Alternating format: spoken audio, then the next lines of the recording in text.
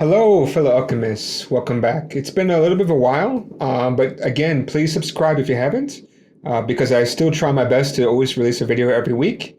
Last couple weeks is a little bit crazy, so if you guys may or may not know, I'm located in Hong Kong, and the last week or so, for one, of course, we've been lucky that we've been able to get quite a bit of work, so we're quite busy with that. Now, the other thing to know is that the weather here has been quite terrible. We literally had one typhoon and then another. And so things have been really crazy around over here. So I apologize about the delay in not having a video last week. And so finally, I wanted to do a quick video this week just to kind of talk about something.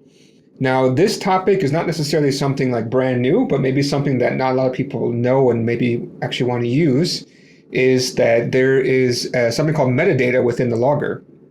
Now, Phoenix by default will actually make use of this, but you don't really see that in your development stage.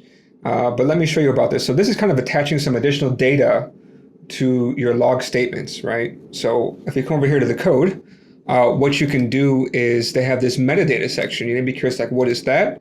Well, if you think about it, it's like some extra data that you want to log out.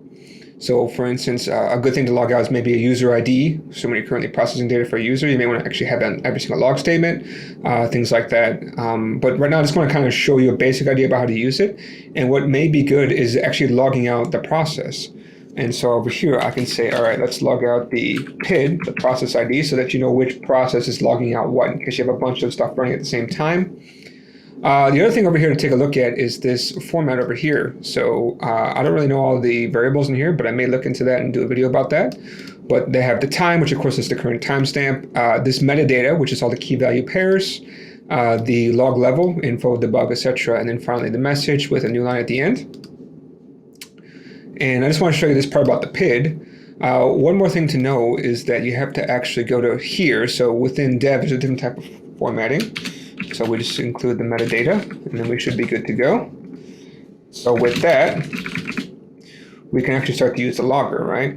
So if I require the logger, and I try to log out something, hello, automatically the PID is already there on us, which is pretty cool. Usually you have to actually like add things like that. So like you see there's no request ID, but I could say logger.metadata. I could say request ID, and then now if I log that out, you'll see that over there. So it looks like the PID automatically gets put in there, which is pretty cool. Before I was just testing things out, and so I could do that. But this is kind of nice that we can actually just show the PID so we can see which process is running and what crashed, etc. Could be useful for some debugging, things like that. Yeah, so this is something that's really cool. So you can add basically any key you want, and it looks like some keys can get automatically filled up for you, like the PID one. I didn't see that before.